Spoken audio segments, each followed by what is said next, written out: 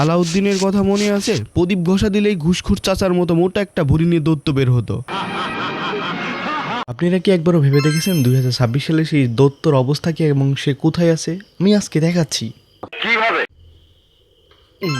আপনারা ভাবছেন এটা ফ্ল্যাক্স, আসলে যে প্রদীপটা ছিল সেটা চুরি হয়ে গেছে। এই জন্য মুজিব দাদু আমাকে আগেই বলেছিল পাকিস্তানের সব নিয়ে গেছে, কিন্তু এই চোরটুক ফিরে গেছে আমার কাছে। তো চোরকে যদি পাইতাম তাহলে কি করা উচিত ছিল? পদ্মা সেতুতে নিয়ে যেয়ে ওখান থেকে পদ্মা নদীতে টুস করে ফেলে দেওয়া উচিত। ঠিক এটাই করতাম। যাই হোক, সেই দৈত্যটা এখন বের করি। আবার ভাবেন না চা বাড়াবে, কফি বাড়াবে, দৈত্যই বাড়াবে।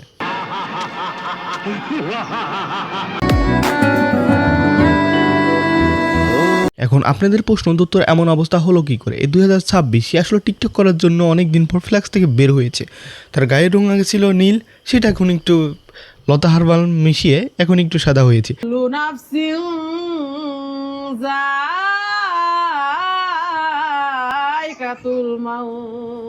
প্রথমত সে কোরআনকে নিয়ে মজা করছে, আর দ্বিতীয়ত তার সুর শুনে মনে হলো কোনো গরু ডাকছে, আর তৃতীয়ত তার লুক দেখে মনে হচ্ছে কোনো গরু আইরে গরুকে নাকের বালাটালা পরায় কুরবানির জন্য রেডি করা হয়েছে। এটা হচ্ছে গন্ডারের বাচ্চা। এইটা দিয়ে ডাক্তার বলেছিল মাথায় পরে ব্যবহার করতে হবে। ওর বাবা যা করলো, এবং এই বেলুনটা এইভাবে মাথায় ঢুকিয়ে ওর বাবা ঠিকই মাথায় বলেছিল কিন্তু ভুল জায়গায়। তারপর থেকে জন্ম নিল এই গন্ডারের বাচ্চা। আলহামদুলিল্লাহ, দেখেন আজকে আমি পান্তা ভাত খেতেছি, কারণ অনেক মানুষ আছে ওনারা পান্তা ভাতও খেতে পারে না। লোকাসুদা পান্তা ভাত খাচ্ছিল আর গরিবকে নিয়ে মজা করতেছিল যে গরিবরা পান্তা ভাত খায়, আর ও খায় গরিবের দুঃখ কষ্ট বুঝতে চাচ্ছিল। কিন্তু ক্যামেরা যখন বন্ধ করার কথা মনে ছিল না, তারপরে অন ক্যামেরায় যা করলো, মা আমি পান্তা ভাত খাবো না, মা আমার ভালো ভাত দাও না মা। ও ভাই মারো, মুঝে মারো। দেখছেন আমি পরে খাওয়াইতে পাইরা আল্লাহ আমার জানি একটা জানি জান্নাতি দিব, আমি একটা জান্নাতি মারে খাওয়াইলাম।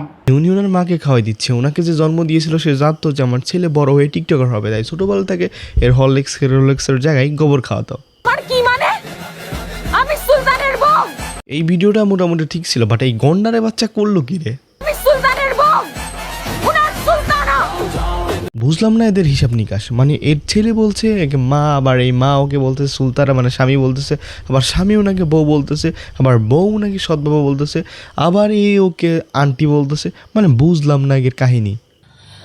बेकार है भैया, मैं तो टूट गया। ওয়ালাইকুম আসসালাম। এটা কি শাহিন? আদারা কাহিনী করো, মানুষ আবার কি কব? খারাপ কব না? জুমার নামাজ পড়ছি, আমি যদি তোমাকে সালাম না করি আল্লাহ তাআলা আমার নামাজ কবুল করবে না, জানো? বউরে সালাম করতেছে, আর বউরে যদি সালাম না করে তাহলে তার নামাজ নাকি কবুল হবে না। মানে কত বড় মূর্খ! যদি ভাতের জায়গায় 3 বেলায় গু খেয়ে থাকে এরা, তারপরেও এর বুদ্ধি হওয়ার কথা না। আলহামদুলিল্লাহ, আমি জান্নাতি পরিবারকে বিয়ে করছি, যাদের কোরআন তালাওয়াত সারা বিশ্বের মানুষ দেখার জন্য পাগল হয়ে রয়েছে। জি, উনরা হচ্ছে জান্নাতি পরিবার, যাদের এক ঠ্যাং জান্নাতে গিয়ে বসে আছে। তো জান্নাতি পরিবার দিন ভরে কি আমল করে সেগুলো একটু দেখি।